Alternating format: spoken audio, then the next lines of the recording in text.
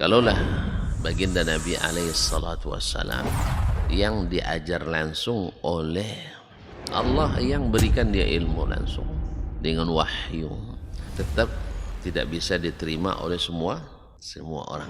Innallaha la yarfa'ul ilma intiza'an yantazi'uhu min qulubil ibad, walakin yarfa'ul ilma biqabdil ulama.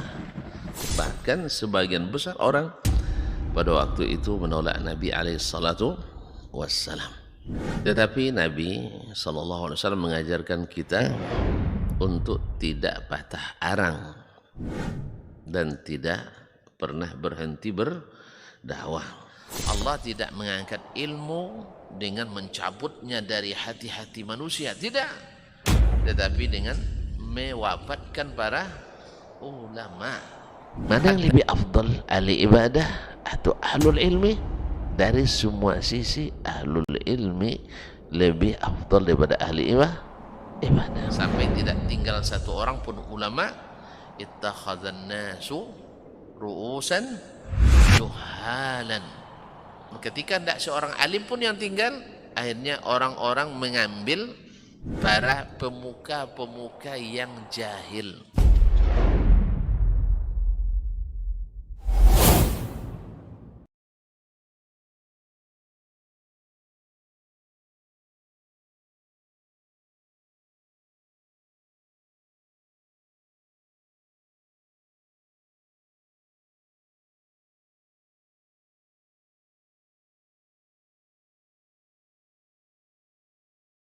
Ibadahnya seorang hamba kepada Allah tidak mengenal waktu dan tempat. Kapanpun, dimanapun, dia harus beribadah kepada Allah Subhanahu wa Ta'ala.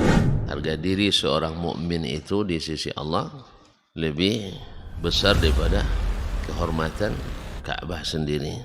Nah, nikmat seorang mukmin lebih besar daripada itu. Man amila li akhiratihi kafahullahu amra dunia. Barang siapa yang beramal untuk akhiratnya, Allah akan cukupkan baginya urusan dunianya. Berjuang dengan harta untuk membela agama Allah Subhanahu wa Ta'ala, hendaklah menjadi penopang terhadap dakwah ini, bukan sebaliknya yang menghalangi dakwah ini, tapi jadilah keluarga muslim yang menopang dakwah Islam. Kenikmatan dunia ini lebih remeh dari sekedar sayap seekor nyamuk. Tidak patut bagi seorang yang beriman bersedih ketika tidak mendapatkan kenikmatan dunia. Nabi SAW katakan, la tahkiranna 'anil ma'rufi syai'a walau an talqa akhaka biwajhin taliq. Jangan kamu pandang remeh suatu kebaikan walaupun sedikit. Apa sedikitnya? An talqa akhaka biwajhin taliq, muka senyum kepada saudaramu.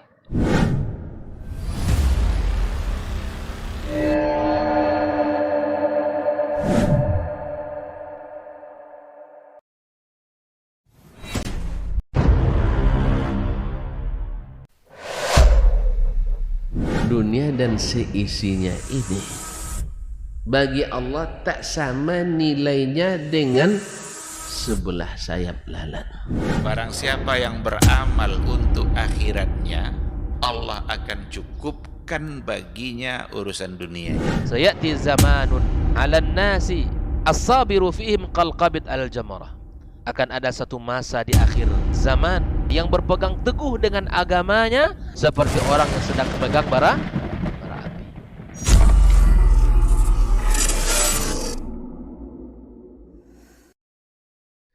Majtama'a qaumun fi baitin min buyutillah yatluna kitaballah wa yatadarasunahu fima bainahum illa nazalat alaihimus sakinah wa ghasyiyatuhumur rahmah wa haffat bihimul malaikah wa dzakarahumullahu fiman indah.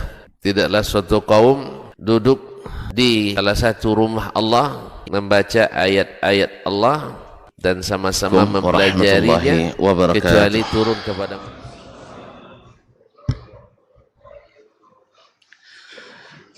Innal hamdalillah nahmaduhu wa nasta'inuhu wa nastahdihi wa nastaghfiruhu wa natubu ilaih ونعوذ بالله من شرور أنفسنا وسيئات أعمالنا من يهده الله فلا مضل له ومن يضلل فلا هادي له أشهد أن لا إله إلا الله وحده لا شريك له وأشهد أن محمدا عبده ورسوله لا نبي بعده يا أيها الذين آمنوا اتقوا الله حق تقاته ولا تموتن إلا وأنتم مسلمون يا أيها الناس اتقوا ربكم الذي خلقكم من نفس واحدة وخلق منها زوجها وبث منهما رجالا كثيرا ونساء واتقوا الله الذي تساءلون به والأرحام إن الله كان عليكم رقيبا يا أيها الذين آمنوا اتقوا الله وقولوا قولا سديدا يصلح لكم أعمالكم ويغفر لكم ذنوبكم ومن يطع الله ورسوله فقد فاز فوزا عظيما أما بعد فإن أصدق الحديث كتاب الله وخير الهدى هدى محمد صلى الله عليه وسلم وشر الأمور محدثاتها وكل محدثة بدعة وكل بدعة ضلالة معاشر المسلمين معاشر المسلمات الحاضرين والحاضرات والمشاهدين والمشاهدات أو المستمعين والمستمعات. Bapak dan ibu-ibu, saudara-saudari yang hadir di Masjid Jabalur Rahmah Pekanbaru ataupun yang menyaksikan sedang mendengarkan melalui media dimanapun berada. Alhamdulillah pada subuh ini kita kembali diizinkan untuk berada di salah satu rumahnya ini. Mudah-mudahan duduk di tempat yang paling dicintai Allah. Majlis kita menjadi majlis yang juga dicintai Allah. Oleh itu mari kita bersyukur atas nikmat yang diberi. Mudah-mudahan senantiasa Allah beri. Wa itta'adzana rabbukum la in syakartum la azidannakum. Kemudian salawat dan salam kepada Nabi alaihi salatu wassalam yang Masya Allah sirahnya kita pelajari untuk mengetahui bagaimana perjalanan agama ini. Seperti apa Nabi melaksanakan, hendaknya seperti itu pula kita ikuti. Karena sudah ijma' umat ini dengan seluruh golongan dan alirannya bahwa tidak ada yang lebih baik daripada Nabi sallallahu alaihi wasallam dan tidak ada amal yang lebih sempurna dari amalan Nabi alaihi salatu wasallam. Sebagaimana sepakat pula umat ini bahwa tidak ada satu pun jalan kebaikan kecuali Nabi sudah tunjukkan supaya kita jalankan. Dan tidak ada satu pun jalan yang mendekatkan kita kepada kesesatan dan neraka kecuali Nabi sudah peringatkan melalui ucapannya atau perbuatannya atau perbuatan sahabat yang disetujui dan disahkannya. Dan sepakat pula ulama bahwasanya keterangan Nabi alaihi salatu wasallam tidak keluar dari yang tiga ini. Perkataannya, perbuatannya, dan persetujuannya. Itulah yang akhirnya menjadi sirah nabawiyah. Maaf kaum muslimin dan muslimat dan rahmati Allah, kita melanjutkan pelajaran kita masih tentang ahdab dirasatis sirah. Alhamdulillah, minta izin pada Tuan Guru Dr. Helmi, Kiai Haji Dr. Muhammad Ma'ruf dan dokter lainnya, para masyayikh. Subhanallah, di antara kenapa kita belajar sirah ini? Supaya kenal Nabi ya. Betul, supaya kenal Nabi. Juga supaya kita kenal jalannya Nabi SAW. Karena sirah itu adalah jalan hidup Nabi SAW yang harus diikuti dan dipedomani dalam segala hal, dalam segala aspek kehidupan, keyakinan, ibadah, muamalah, serta akhlak dan adab Nabi SAW. Karena sebagian dari kaum muslimin, Masya Allah, kalau bab akidah ikut Nabi, tapi kena kadang di bab yang lain.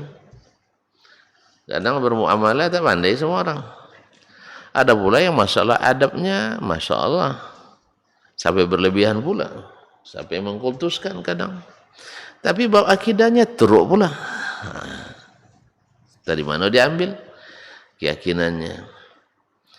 Dan ada pula keyakinan bagus, tampilan bagus. Cuma kadang-kadang pas didekatkan dengan muamalah, dah bicara tentang pitih, ada hijau matanya. Nah, hilang akhlak yang apa ini. Nasallallahu alaihi afiyah. Kadang dihadapkan dengan dunia. Nah, inilah sirah nabawiyah ini lengkap, selengkap-lengkapnya. Nabi bukan tak pernah disogok. Pernah disogok Nabi? Hah? Pernah kan? Siapa yang nyogok? Hah? Siapa yang nyogok? Ya, orang-orang jahat. Siapa orang jahat itu? Sebenarnya kalau kita dah nyogok, kita dah jahat itu. Sah? Ngajak orang ke neraka. Buat jahat kita. Orang-orang jahiliyah. Apa sogokannya? Kalau mau berhenti berdakwah nih, aman kehidupanmu. Sah? Amo Ustaz banti ceramah. Misalnya. Atau ceramah jangan singgung-singgung masalah ini. Insya Allah aman gajinya. Nabi SAW datangi, kalau kau nak mau jadi raja, kami angkat. Sah? Ada kedudukan lebih tinggi? Sah? Mau jadi raja? Subhanallah. Ini bukan tanggung-tanggung, bukan masalah hanya jabatan kecil, enggak, raja. Tapi dengan syarat ikut aturan kami. Ikut aturan kami, bukan aturan kamu. Itu masalahnya, dia ajak jadi raja tapi dia diatur. Sah? Diatur jadi pekerja mereka. Allah musta'an. Kalau kau mau harta, tidak apa-apa, kami kumpulkan kekayaan kami sehingga kamu menjadi orang terkaya di Jazirah Arab ini. Janganlah biar kami di level-level selanjutnya. Ya, tapi yang ngatur harta kamu kami juga kan, itu jadinya. Nah, dengan aturan kamu. Kemudian mau nikah. Orang kalau nikah yang dicari yang besar-besar tuh, yang cantik-cantik.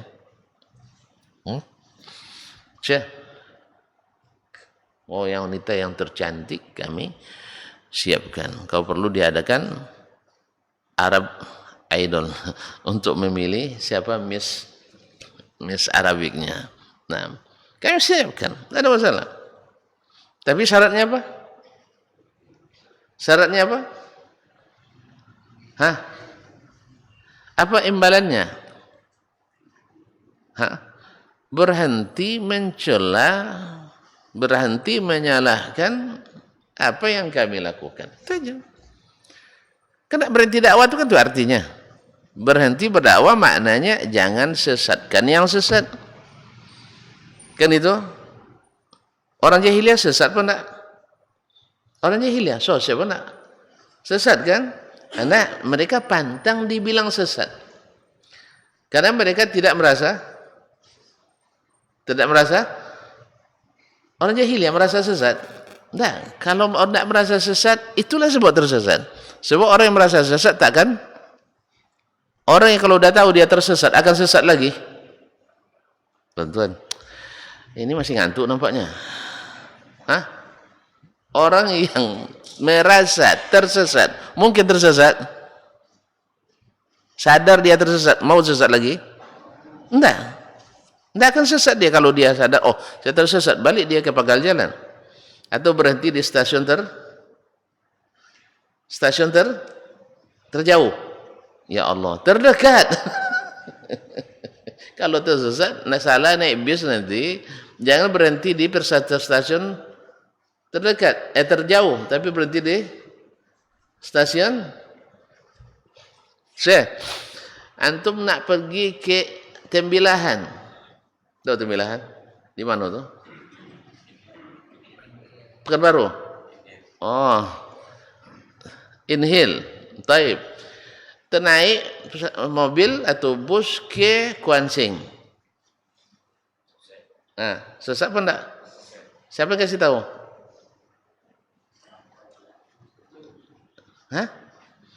Yang kalau antum tak sadar, tentu pemeriksa tiketnya. Pemeriksa tiket.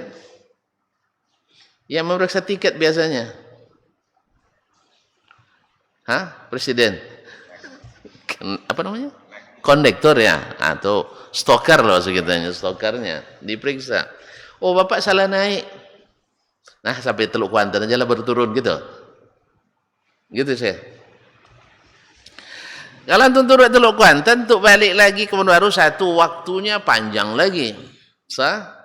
Kemudian ongkosnya mahal lagi. Makanya berhenti di tempat berhentian terdekat. Di mana? Teratak Buluh, Masya Allah. Sambil singgah makan ikan patin dulu situ kan. Misalnya. Singgah Teratak Buluh. Jangan sampai Teluk Kuantan baru turun. Kalau turun baru turun, rugi antum. Ya rugi waktu, rugi ongkos. Dan takkan jadi sampai ke Tembilahan. Apa sebab? Dah telat waktunya. Kalau nak pergi nikah, dah tak jadi, batal pernikahan. Nah, jadi itu kaum muslimin dan muslimat rahmatullah. Nah, salah satu dari tujuan kita belajar sirah ini adalah mengetahui tafsir kitab Al-Quranul Karim. Kita belajar sirah ini supaya paham makna Al-Quranul Karim. Karena salah satu dari sumber tafsir itu adalah As-Sirah An-Nabawiyah.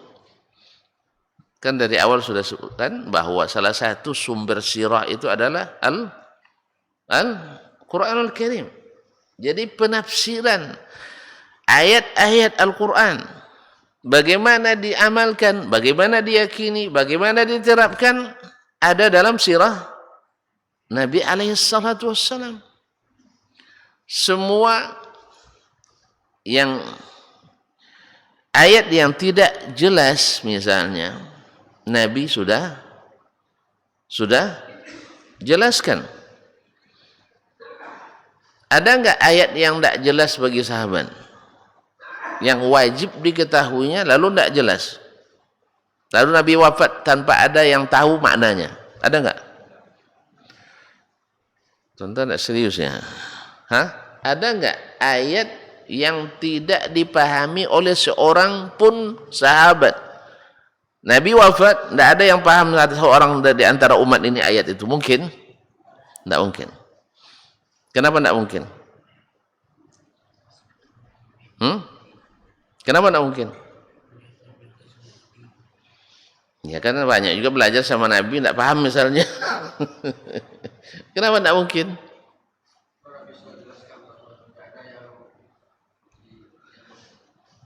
Sebab kalau ada satu ayat saja yang tak diketahui oleh seorang pun tafsirnya dari Nabi SAW, berarti umat ini sepakat tersesat jalan. Sepakat tak berilmu. Sebab kalau tidak tahu pasti akan tersesat. Padahal Nabi menafikan la tajtami'u ummati ala dhalalah. Umat ini tak mungkin sepakat dalam kesesatan. Makanya Imam Asy-Syafi'i rahimahullah taala mengatakan ma nazalat bihadzal ummati nazilatun illa wa fi kitabillah wa sunani Rasulillah sallallahu alaihi wasallam sabilul huda fiha. Sabilul huda fiha. Tidaklah suatu pun nazilah. Itu nazilah sesuatu yang datang turun. Maksudnya suatu problematika umat yang baru terjadi. Sebelumnya tidak terjadi. Misalnya, kalau Ustaz Dr. Helmi belum itu fikih kontemporer katanya. Ada pelajaran fikih kontemporer di sini? Ada ya? Jadi Bangkinangnya. Baik, ada fikih kontemporer atau di kampus. Fikih kontemporer. Pasti ada dalilnya dalam Al-Quran atau dalam Sunnah Nabi Sallallahu Alaihi Wasallam. Alimahu man alimahu. Ada yang tahu, ada yang tidak. Tapi mesti ada yang tahu. Mesti ada yang tahu. Walaupun sebagian besar enggak tahu.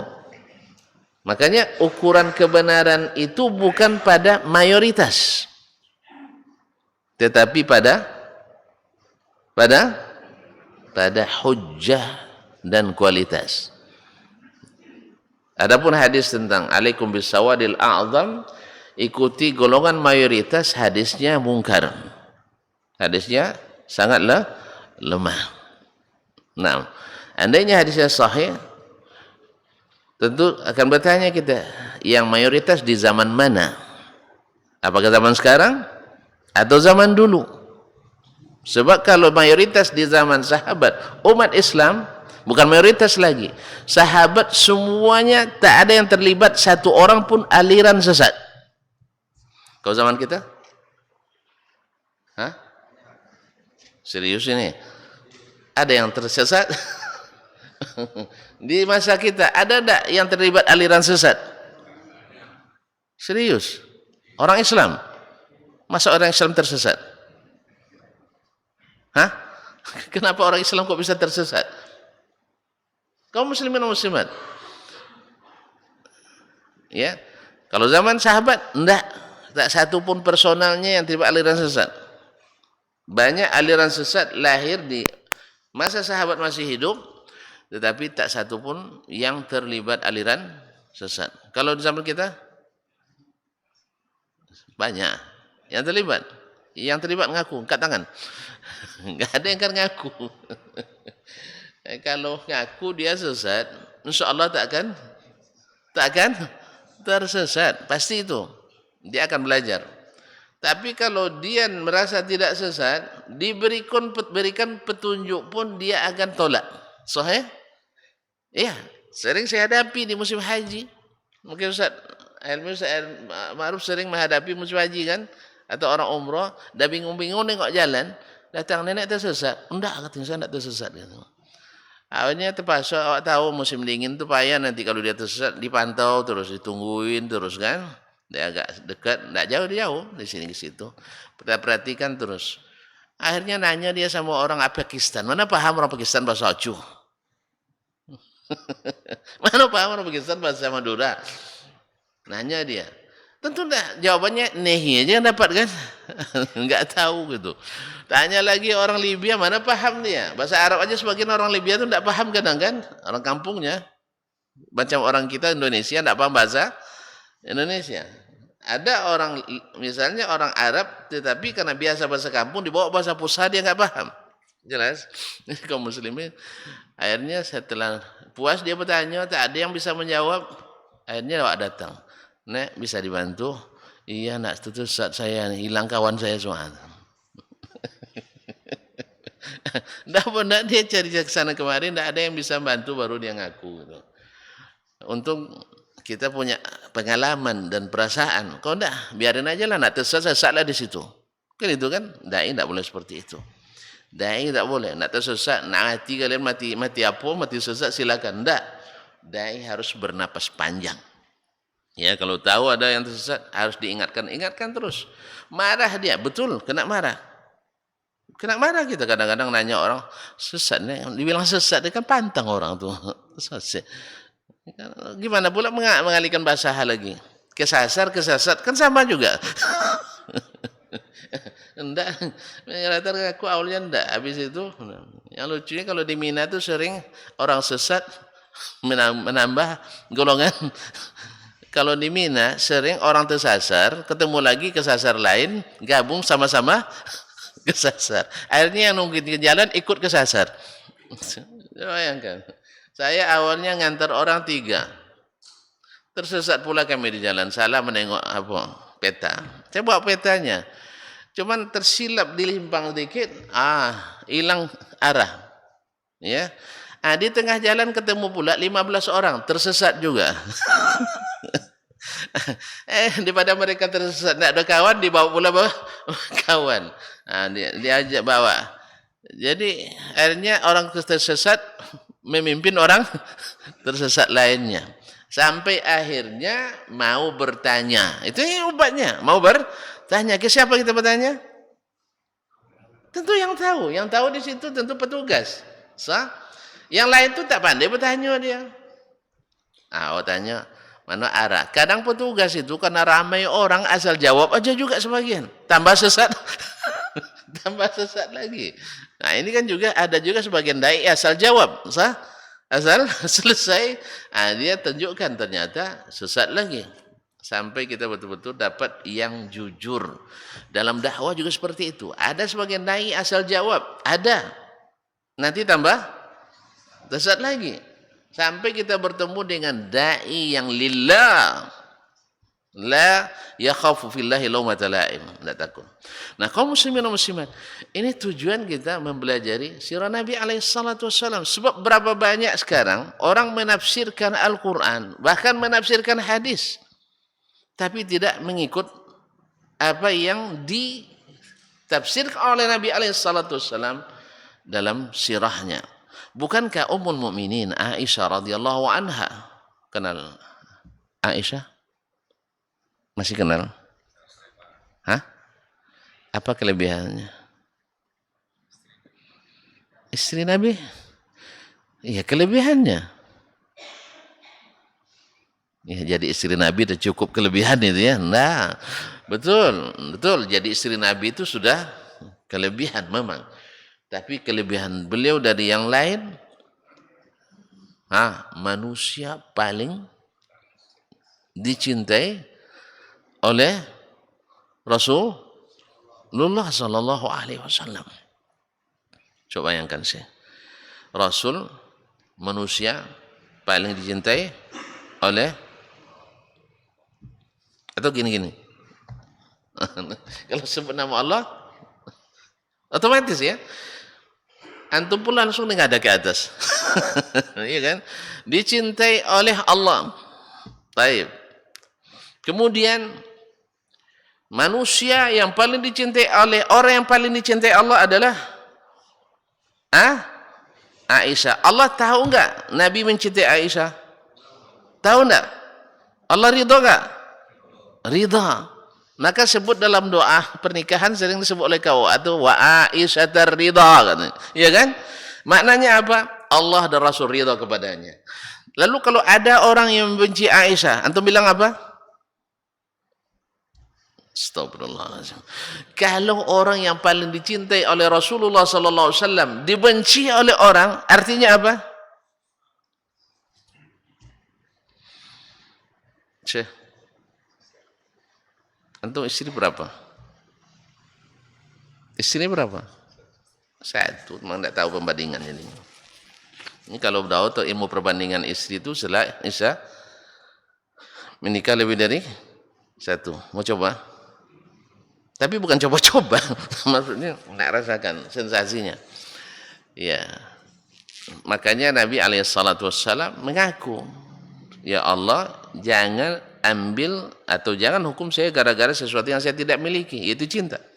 Cinta itu pemberian Allah Tabaraka wa Ta'ala. Tapi kalau keadilan dari sisi yang kita miliki, adilan nafkah, itu ya milik kita. Tapi kalau cinta tidak bisa. Sah? Kita dengan anak-anak, ini lebih cinta dari yang lain, itu semata-mata dari Allah SWT. Nah Ustaz, Assalamualaikum. Orang yang membenci, manusia yang paling dicintai oleh orang yang paling dicintai oleh Allah. Artinya apa? Langsung sesat aja tuh. Berarti orang ini membenci Rasulullah SAW. Walaupun dia dengan dalih ini dan itu mencintai Nabi, enggak. Anda membenci orang yang paling cintai oleh Nabi SAW, dan Allah tahu itu. Maka sebenarnya kita tak paham menafsirkan ini sesat, ini tidak sesat, betul kan? Orang yang paling dicintai Nabi SAW, siapa? Aisyah. Ada dalam sirah ini? Ada. Taib. Lalu datang orang membenci Aisyah, bahkan mencaci maki Aisyah. Lalu orang ini gimana menurut antum? Berarti dia membenci Rasulullah sallallahu alaihi wasallam. Karena membenci orang yang dicintai oleh orang kita cintai, itu namanya sama dengan kita membencinya. Karena mencintai orang itu mencintai apa yang dia cintai. Disinilah kenanya orang-orang yang mengaku-ngaku cinta tetapi tidak tahu apa yang diinginkan oleh yang dicintainya. Ada seorang penyair dulu di Andalus. Kenal kalian? Tonton penyair? Nah, penyair di Andalus namanya Ibnu Zaidun. Naksir seorang wanita penyair lainnya. Wallada bintul Mustakfi. Ya. Jadi dia suka action pula di depan. Antum kalau sudah naksir seseorang, tampil prima di depannya atau tampil apa adanya? Serius. Dia tampil. Pakainya pakaian serba kuning. Rupanya yang ditaksir paling anti dengan warna kuning. Dia suka warna misalnya nih. Dia suka warna hijau misalnya, atau suka warna, masih banyak warna ya. Kaum muslimin dan muslimat, dia anti warna kuning. Maka lahir syairnya menghija. Dalam bahasa syair ada namanya hija, yaitu mencela sang kawan tadi. Dia tahu dia naksir, tapi dia tidak mau. Tambah lagi tampilannya tidak menyenangkan. Ya, di antara bunyi di ujung, saya tidak ada lupa, dah lama pula apa lama ini. Ujungnya, kenapa engkau memakai pakaian serba kuning?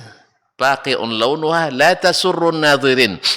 Iktibas dari ayat innaha baqaratun safra'u faqi'un launuha tasurrun nadhirin. Ketika Bani Israel dulu disuruh menyembelih sapi kan, sampai tanya ini sampai ke warnanya, lalu warnanya adalah kuning pekat menyenangkan orang yang melihat. Lalu diiktibas oleh penyair ini, kamu pakai baju kuning tapi tak menyenangkan orang yang melihat. La tasurru an-nadhirin. Kaum muslimin, berapa banyak orang mencintai tak paham apa yang dicintai oleh yang dicintainya. Makanya ketika ada sebagian di masa Nabi alaihissalam, lihat, ini contoh ayat ditafsirkan dalam sirah Nabi alaihissalam dengan ayat lain. Apa misalnya? La ilaha illallah. Qul in kuntum tuhibbunallaha yarhamukallah fattabi'uni yuhibbukumullah wa yaghfir lakum dzunubakum wallahu ghafurur rahim. Ada satu kaum mengklaim cinta kepada Allah. Allah Maha tahu. Maka dia sebenarnya kalau tidak perlu bukti. Cuman supaya orang tahu mana yang cinta sejati, mana cinta yang hanya basa-basi atau rayuan gombal. Kalau Allah tahu dia siapa yang cinta sesungguhnya, kalau orang munafik yang ngaku mencintai Allah, orang ini semuanya tahu Allah Subhanahu wa taala. Tetapi untuk kita kan perlu bukti. Makanya tidak semua orang yang mengklaim cinta Allah kita anggukkan. Sahih? Apa? Sebab Nabi Allah minta bukti. Bukankah Allah tahu cintanya Ibrahim alaihissalam pada Allah? Tahu dia? Tahu enggak? Tahu. Tapi Allah ingin buktikan cintamu, hai Ibrahim. Apa bukti cinta pertama? Lahir anak setelah umur 80, baru lahir anaknya. Awak dah nikah 8 tahun, dah boleh nengok kiri kanan tuh. Tidak ada anak nampak ini kan? Sah? Nah, gimana deh? Ya, kita buka cabang. Dengar buka cabang, kalau buka cabang tutup kantor pusat kan ya. Kalau tutup kantor pusat mana cabang lagi namanya.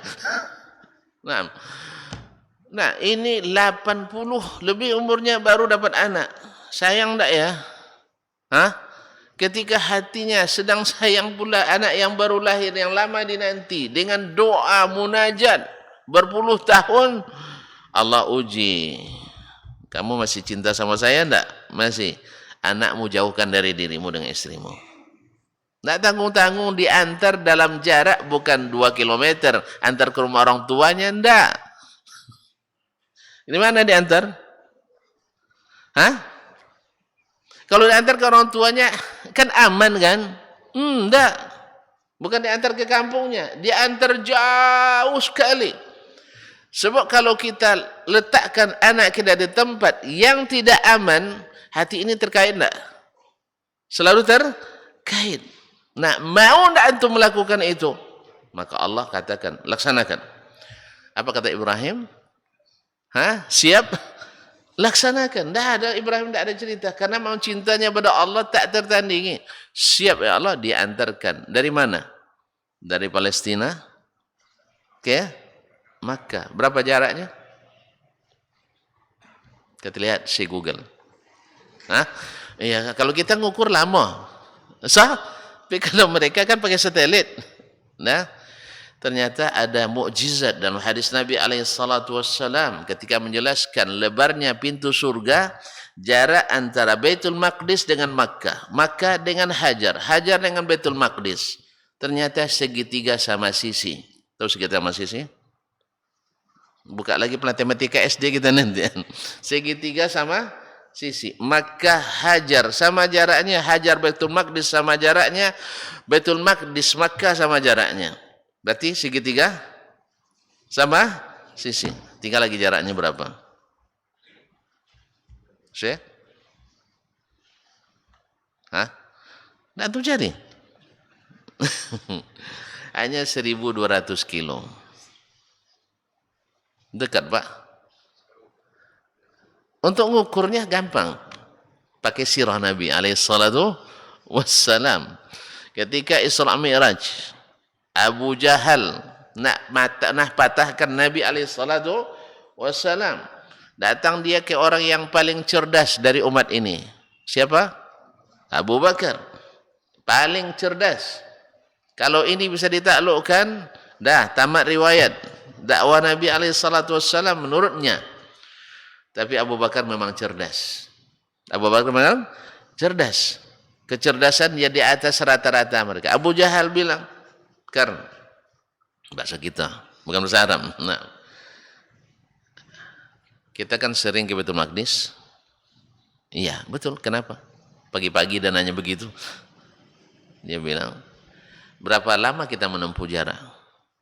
Dia kata Abu Bakar, ya sekitar sebulan. Dekat.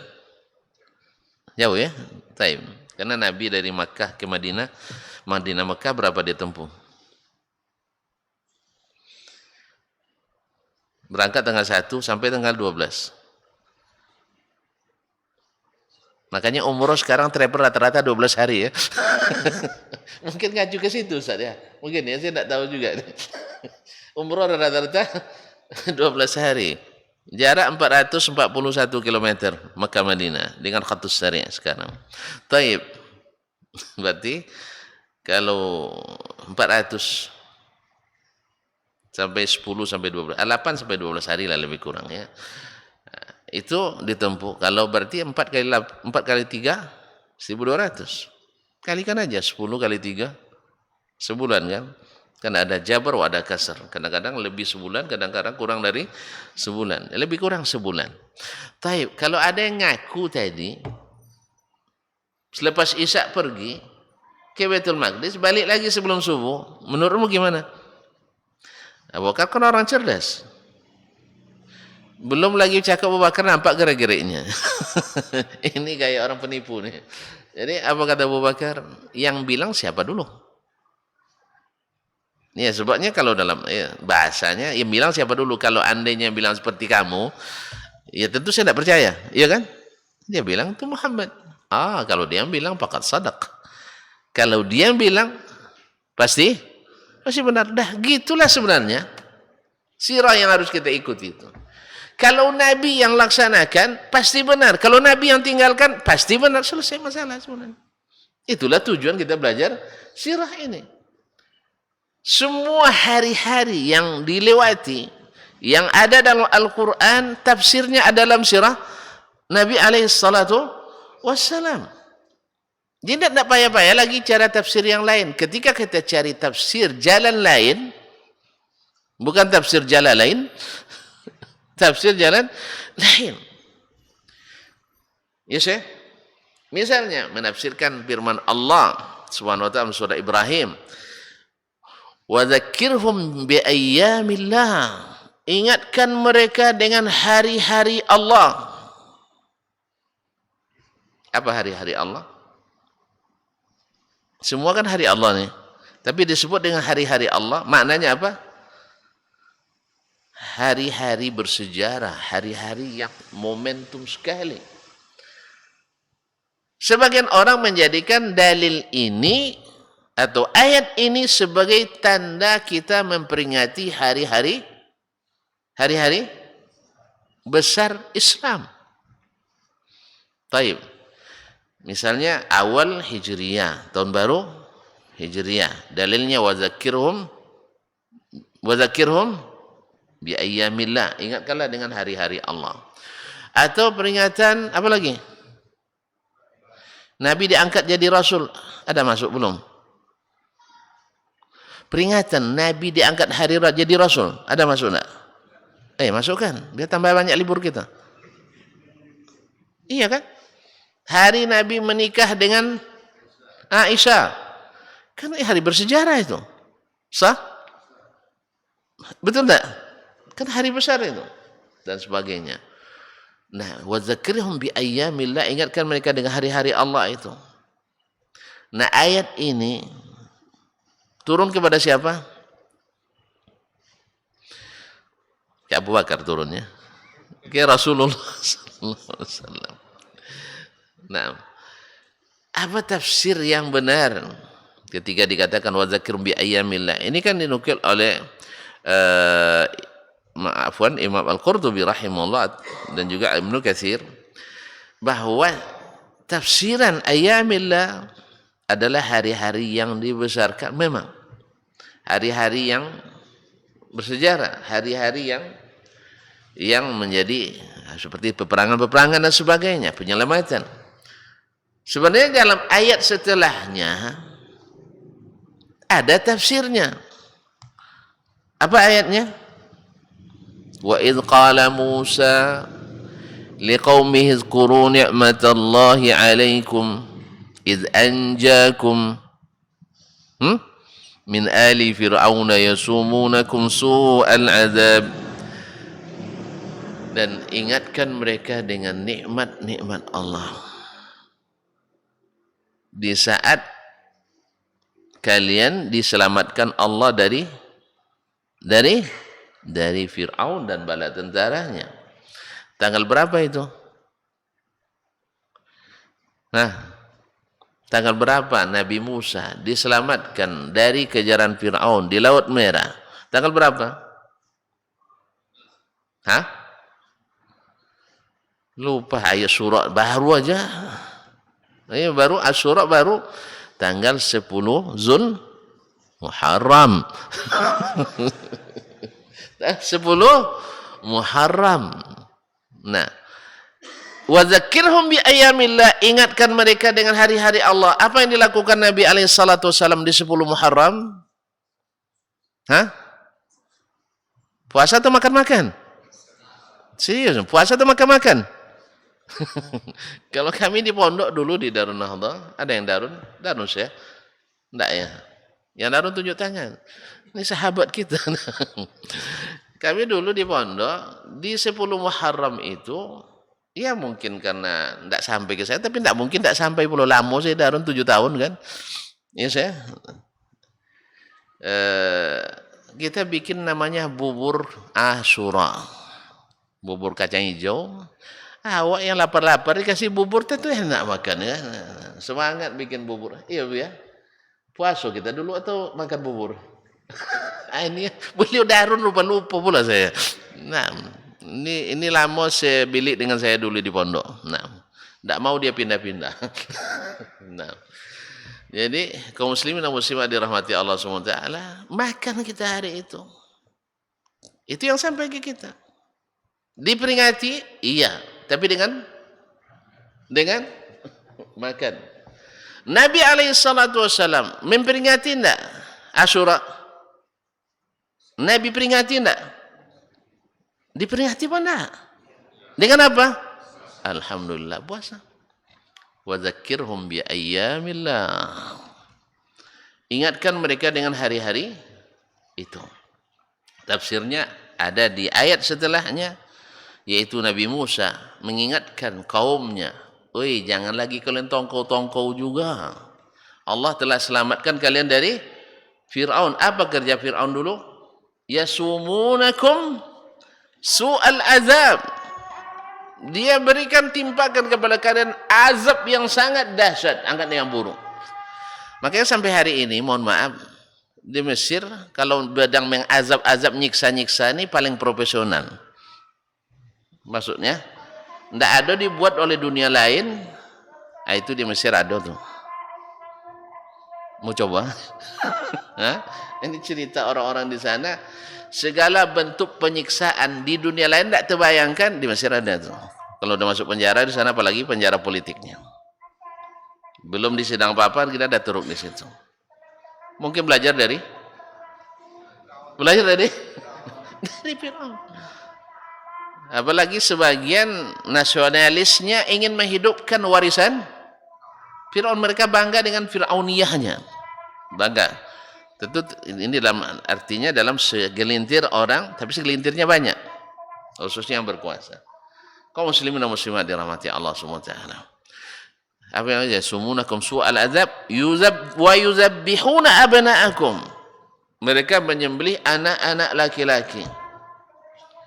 Subhanallah. Ya. Sejahat-jahat orang tidak sampai menyembelih anak bayi. Tapi saking penakutnya yang ngaku jadi Tuhan itu, yang ngaku jadi Tuhan tapi pemakut sama iya kan dia bilang ana rabbukumul a'la, saya Rabb kalian tertinggi, tidak ada Tuhan selain saya. Kan dia bilang. Terus kok takut sama bayi gitu. Ini ingatkan kita, ada orang sama induk kucing tidak takut, sama anak kucing takut. Ada kan? Ada sebagian orang sama anak kucing takut dia, sama induk kucing tidak takut. Antum termasuk ya? Abang saya itu kalau anak kucing lari dia, ketakutan. Tapi disuruh menghadapi orang bawa barang, mau dia. Tapi mana kucing takut. Ini Fir'aun ini sama bayi takut. Gara-gara mimpi. Nah, coba bayangkan. Coba, kalau dia Tuhan, tukar aja mimpi indah. Kenapa mimpi? Dihilang aja mimpi jahat itu. Dia gara-gara mimpi sendiri ketakutannya. Ngaku pula jadi Tuhan. Nah, ini azab yang dialami oleh orang-orang Bani Israel di masa Fir'aun. Maka kata Musa, supaya mereka kembali pada Allah, ingatkan. Makanya Bani Israel juga puasa di 10 Muharram itu. Di 10 Muharram. Nah, ketika kita menafsirkan zakirum bi ayyamillah dengan melakukan perayaan-perayaan misalnya, benar tidak tafsir ini kalau kita merujuk sirah? Kita merujuk sirah. Kita lihat Nabi SAW pernah melalui bulan Muharram? Tidak pernah. Pas Muharram dilompati gitu. Hah? Pernah? Berapa lama? Setahun? Kok bisa setahun? Sekali setahun maksudnya? Maksudnya sekali setahun? Atau setahun saja dia mengalami itu? Iya, tiap tahun. Berapa tahun? Beliau jadi Rasul berapa tahun? Lupa lagi, belum belajar itu kita Ustaz. Ya, memang belum belajar, masuk ke babnya. Taib, ada alasannya. 23. Taib, berarti 23 kali melalui bulan Muharram. Apa yang dia lakukannya? Wa zakkirhum bi ayyamillah. Hijrah itu monumental apa tidak? Hijrah perkara besar atau tidak? Termasuk hari-hari besar atau tidak? Iya masuk. Nabi lalui atau tidak? Nabi lalui. Apa yang dilakukannya? Hah? Apa yang dilakukannya? Hah? Ada yang spesifik? Ternyata tidak. Jadi menafsirkan ayat ini dengan apa yang kita lakukan, kalau dipelajari dari sirah berarti penafsiran yang keliru. Antum jangan salahkan, tidak boleh nyala-nyalakan. Bilang aja keliru. Ya, tidak didukung oleh Nabi alaihi salatu wassalam. Yang beliau lakukan, dia tahu mana kalimat wa zakkirhum, ya beri mereka peringatan, sampaikan kepada mereka, baik-baikkan perangi kalian, Allah telah berikan kalian Islam ini. Ketika Nabi sulit di Makkah, maka Allah izinkan hijrah ke Madinah, ingatkan. Makanya kita belajar dalam rangka mengingatkan itu. Jangan nunggu momen itu baru belajar. Karena pada umumnya momentum itu tidak banyak merubah. Betul kan? Tidak percaya, nanti buat peringatan tentang Isra Mi'raj. Nangis-nangis penceramanya tentang solat, faedah solat, kebesaran solat. Besok subuh tengok jemaahnya tambah banyak atau tambah kurang? Hah? Besok subuh jemaahnya tambah banyak atau tambah kurang? Tuan-tuan jangan ngada-ngada, saya sering jadi panitia. Saya dulu jadi panitianya, ketua panitianya. Besok subuh itu jemaahnya bertambah apa berkurang? Berkurang. Apa sebab? Malam dan nangis-nangis. Malam dan nangis-nangis. Andainya betul-betul manfaat, tambah ramai orang besoknya. Dan tidak jarang ini. Ya. Panitianya karena kecapean, besok subuh tidak ada di masjid karena sudah dibayar lunas semalam. Nah, dibayar lunas pahalanya maksud saya. Karena pahala peringati semalam sudah orang ramai, jamaah membludak, impak banyak. Jadi karena menyelesaikan ini dan itu, mereka paling lambat pulang ke rumah. Kadang jam 1 baru pulang. Subuh mana? Malam terlambat tidur. Jadi kaum muslimin bukan bertambah. Ketika kita mempelajari hari-hari ini tentang tema-tema cinta Nabi alaihi salatu wassalam banyak diangkat. Bisa tidak antum seperti cintanya para sahabat dulu? Datang seseorang laki-laki pakai cincin emas. Nabi datangi dia atau dipanggil, diabut oleh Nabi SAW, dibuang.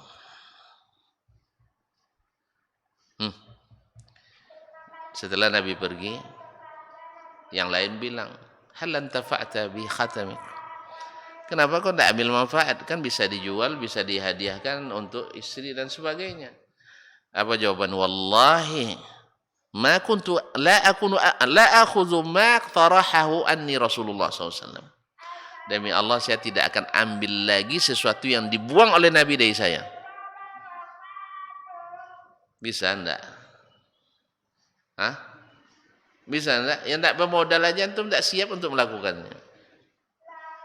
Nabi kita alaihi salatu wassalam ya suruh jemaah setiap salat 5 waktu. Bisa tidak antum rutin? Karena cinta tadi dijawab oleh Allah, kalau kalian cinta Allah bukan dengan menyanyi jawabannya, bukan dengan buat puja-pujian, tidak, tapi dengan fattabi'uni, ikut saya.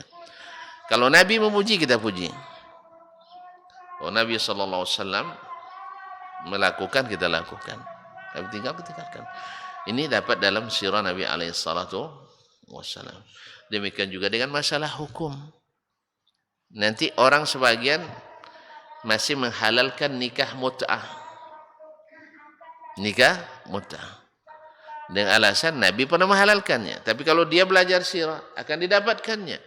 Dalam sirah Nabi SAW, di waktu Fathu Makkah, dia perintahkan Ali bin Abi Thalib radhiyallahu ta'ala untuk mengumumkan bahawa sejak saat itu Allah sudah haramkan mut'ah sampai hari kiamat. Nah, di mana? Dalam sirah Nabi SAW diketahui bahawa hukum pertama sudah dinasakh, karena salah satu mengetahui nasakh itu adalah yang terakhir menasakh yang lebih dulu.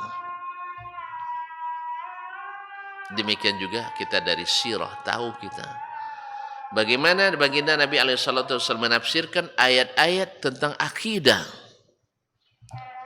Ketika Allah memberitahu tentang dirinya, lalu disampaikan oleh Nabi SAW kepada umat dan sahabatnya, tanpa satu pun yang bertanya.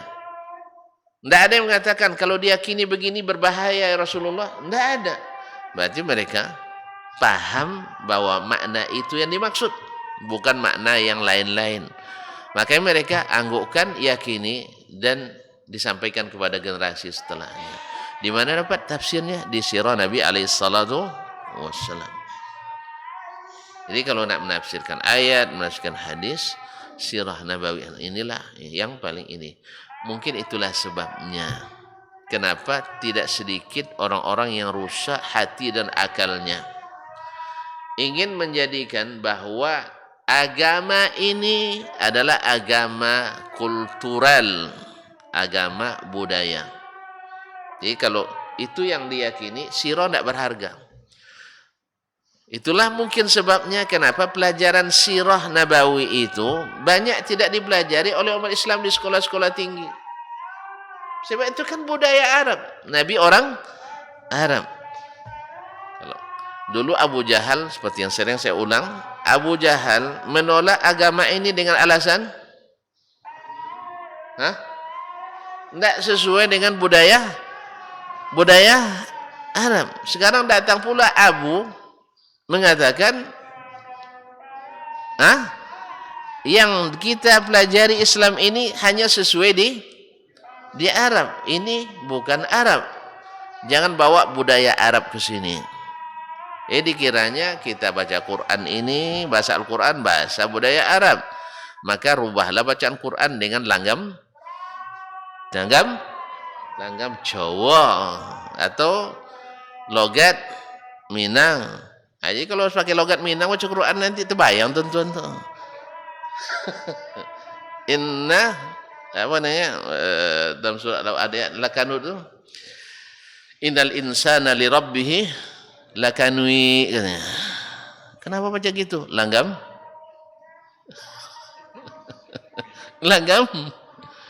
Sebagaimana ada yang kemarin bela-belain seorang Syekh Sufi datang ke Indonesia baca Qurannya kacau. Ada yang bela-belain itu logat kampungnya. Logat kampungnya. Ya Syekh, kalau keluar dari qiraat sab'ah itu tidak dibenarkan, logat apapun tidak boleh. Nanti orang Maroko pakai logat Maroko dia baca. Keluar dari sana, orang Yaman pakai logat Yaman. Yang cerdaslah sedikit memberikan alasan. Jangan asal sudah syekh besar tidak boleh disalahkan. Itu yang masalah kita. Asal syekh tidak boleh salah. Tapi syekh dia, seorang boleh disalahkan. Kalau salah bilang salah memang. Kalau tak patut jadi imam, kenapa suruh juga jadi imam? Jelas ya?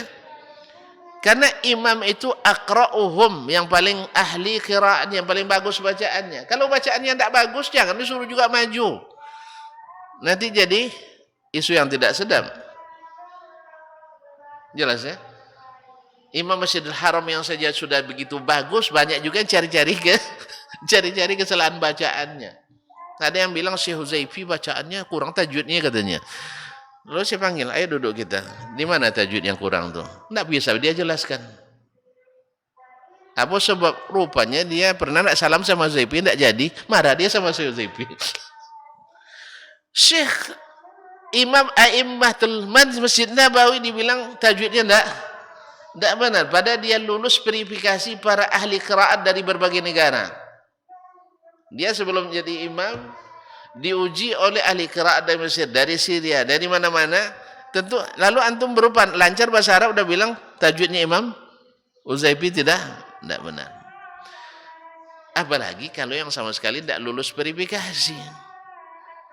Makanya kaum muslimin dan muslimat rahmatullah baca Al-Quran dengan langgam Arab, bukan dengan budaya Arab.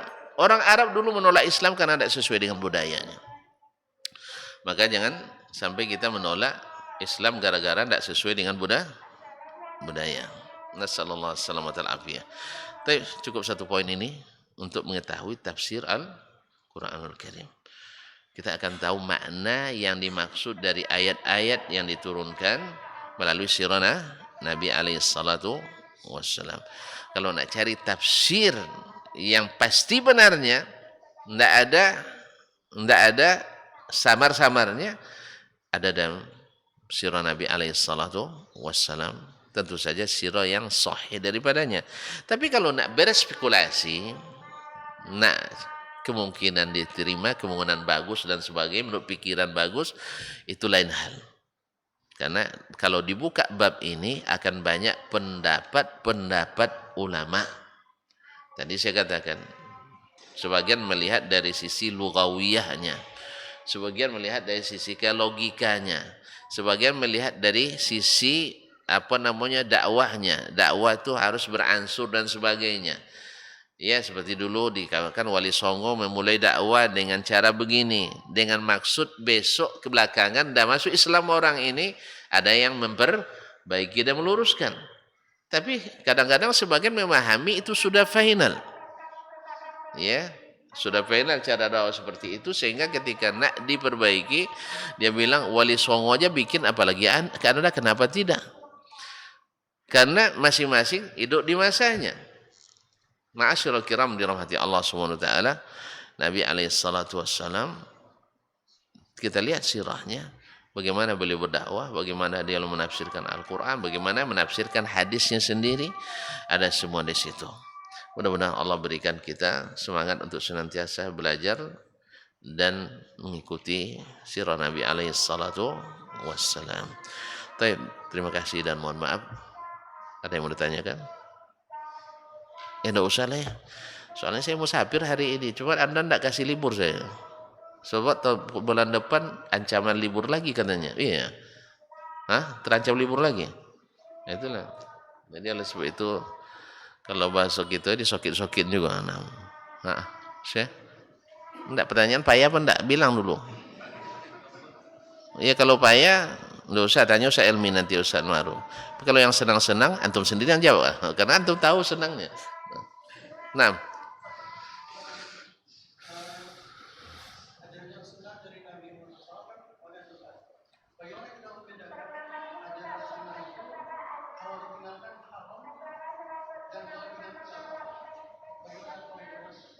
baik, barakallahu fiik. Memang kita hidup di zaman ada klasifikasi hukum. Sebenarnya secara aplikasi di zaman Nabi sudah ada. Sudah ada di zaman Nabi alaihi salatu wassalam. Misalnya, yang teringat dari saya contohnya, dalam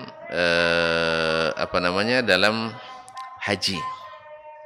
Nabi urutan amalnya di hari nahar, beliau lontar jumrah Aqabah. Jelas? Selepas itu beliau menyembelih hadyu. Lepas itu beliau mencukur rambut. Lepas itu tawaf ifadah. Ini kan sunnah fi'liyah, qauliyah dari Nabi alaihi salatu wassalam. Kalau antum sanggup melakukan itu, ini yang best.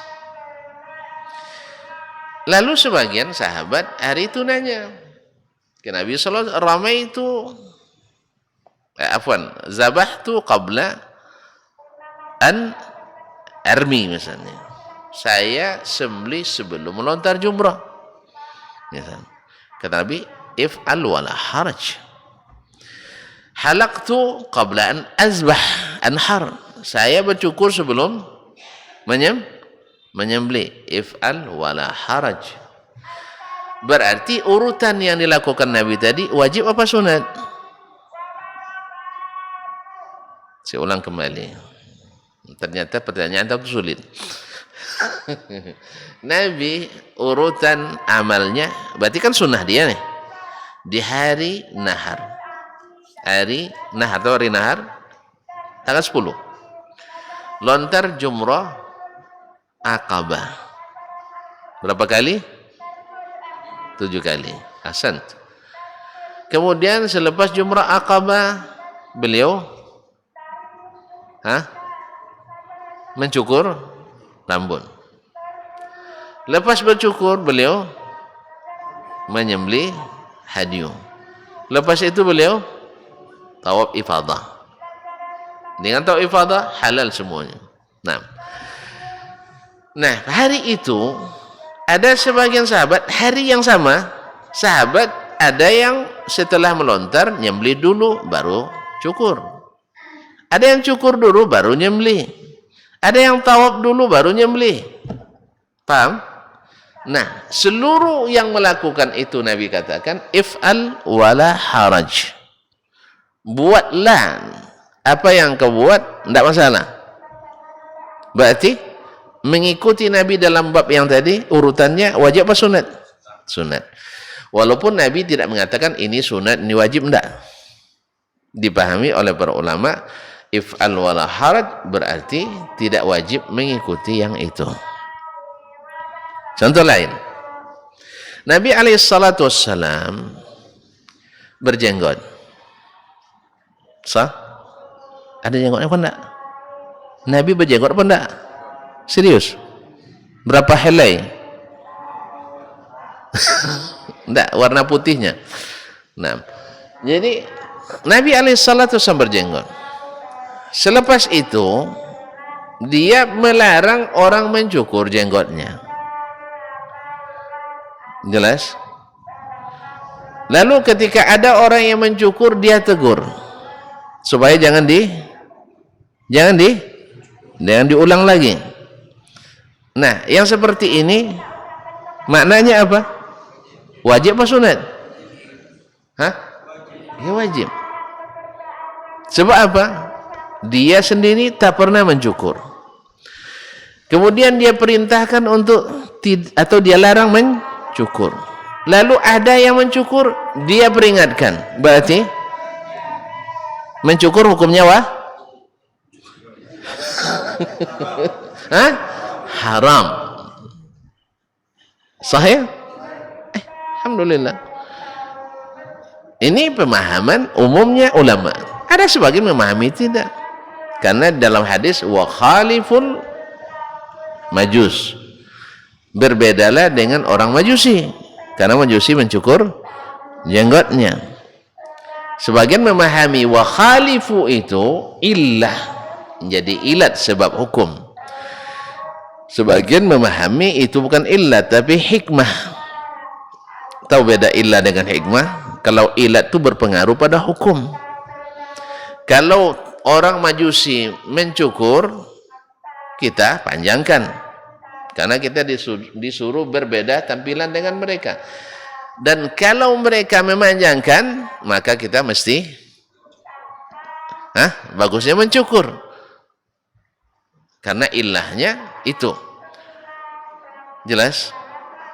Tetapi kaum muslimin dan muslimat dirahmati Allah SWT, kalau dia dipahami sebagai hikmah, berbedalah dengan Yahudi, maka tidak berpengaruh pada hukum. Dan ini yang benar. Nabi SAW menjadikan memelihara jenggot itu sunanul fitrah. Sunnahnya fitrah yang harus jaga terus. Yang kedua, orang-orang majusi atau orang Yahudi yang mencukur jenggotnya dulu orang awam juga. Kalau ulama-ulamanya tetap berjenggot, maka dilarang oleh Nabi ikut orang awamnya orang itu. Nah sekarang orang awamnya Yahudi, Majusi, cukur apa tidak? Orang Yahudi rata-rata berjenggot, tidak orang awamnya atau bercukur? Bercukur. Berarti harus mesti berjenggot sekarang. Kalau dijadikan ilah. Dia paham tak? Kalau jadikan ilatnya berbeda dengan orang Yahudi dan Majusi hari ini rata-rata berjenggot atau tidak? Tidak. Paham tak? Iya. Karena yang banyak melanggar itu bukan orang-orang berilmunya biasanya, tapi orang awamnya. Maka Nabi supaya kalian berbeda sama orang-orang Yahudi Majusi itu, maka pelihara jenggot kalian. Nah, maka Nabi mengatakan wa khaliful majus itu membabil hikmah. Hikmah bukan illah. Misalnya saya menasihati anak saya, Fulan, kamu jangan sekali-kali mencuri ndak. Jangan seperti si Fulan. Misalnya ada pencuri terkenal di negeri kita itu, lalu kita bilang, nak, kamu jangan mencuri ndak. Jangan seperti Fulan. Nah, apakah ini illah atau hikmah? Hikmah. Kalau dikatakan illat, larangan saya itu disebabkan karena jangan seperti si Fulan yang mencuri, berpengaruh pada hukum. Artinya bila si Fulan tobat nanti anak saya maju jadi Hah? Paham tak? Tidak paham. Saya ulang balik. Sampai paham. Tadi katakan kalau dijadikan larangan mencukur itu supaya tampil beda dengan orang Majusi dan Yahudi yang cukur. Kalau itu sebab hukumnya, ketika orang itu berjenggot, saya mesti cukur. Sah? Sahih? Sahih tak? Karena ilatnya itu. Sekarang ilat itu sudah hilang. Kaedah Ustaz Helmi mengatakan, kaedah usul fikih mengatakan, al-illatu al-hukmu yaduru ma'al illati wujudan wa adaman. Hukum itu berlaku sesuai ilat. Ketika ada hukum, ketika tidak ada hukum diangkat. Jelas? Tetapi kalau saya katakan hikmahnya, hikmah, karena orang Yahudi Majusi banyak cukur, maka kita supaya berbeda dengannya, tetap jangan cukur, jangan seperti mereka melanggar. Karena mereka asalnya juga tidak boleh. Tapi mereka langgar. Jangan ikut melanggar seperti mereka. Ini hikmah. Contoh lain, anak saya nasihati. Nah, jangan sekali-kali mencuri, enggak. Jangan seperti si Fulan.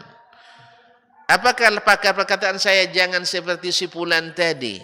Sebab larangan ini atau hikmahnya jangan tiru dia. Kalau dikatakan sebab, kalau dia tobat, dia bertobat mencuri, nanti kamu jadi pencuri. Paham tak? Artinya mencuri dalam segala hal dilarang. Dan perkataan jangan seperti si Fulan hikmah. Mencukur jenggot dalam segala hal dilarang. Perkataan Nabi berbeda dengan Majusi dan Yahudi itu hikmahnya. Jangan kalian ikut melanggar seperti mereka. Artinya nanti kalau kalian melanggar, kalian seperti Yahudi dan Majusi. Bukan maknanya kalau mereka sudah cukur, kalian baru berjenggot. Kalau mereka berjenggot, kalian cukur. Bukan itu maksudnya. Paham? Kalau tidak paham, saya tambah contoh lain. Masih banyak contoh dalam syariat. Untuk selanjutnya nanti Ustaz ilmiah. Kalau belum jelas ya, tanya Dr. Helmi nanti. Ya, atau Dr. Maru. Tahu tontonan. Jadi jelas ya? Jadi ini yang menentukan ketika Nabi tidak membuat kita berdosa ketika ditinggal, berarti Allah, para ulama menarik berarti ini sunat. Jelas. Lalu di mana pula datang haram dan sebagainya, makruh sebagainya? Dari apa yang dilakukan oleh Nabi SAW dalam menanggapi segala masalah. Makanya hujjah selalu pada Al-Quran dan Sunnah Nabi SAW, bukan pada yang lain. Jelas? Kalau tidak jelas saya tambah contoh aman. Dah? Kalau sudah jelas saya cukupkan sampai di sini. Wabillahi taufiq wal hidayah. Wa subhanakallah bihamdik. Asyhadu an la ilaha illa anta astaghfiruka wa atubu ilaik. Wassalamualaikum warahmatullahi wabarakatuh. ibadahnya seorang hamba kepada Allah tidak mengenal waktu dan tempat. Kapanpun, dimanapun, dia harus beribadah kepada Allah Subhanahu wa Ta'ala. Harga diri seorang mukmin itu di sisi Allah lebih besar daripada kehormatan Ka'bah sendiri. Nah, nikmat seorang mukmin lebih besar daripada itu. Man amila li akhiratihi kafahu Allahu amra dunia.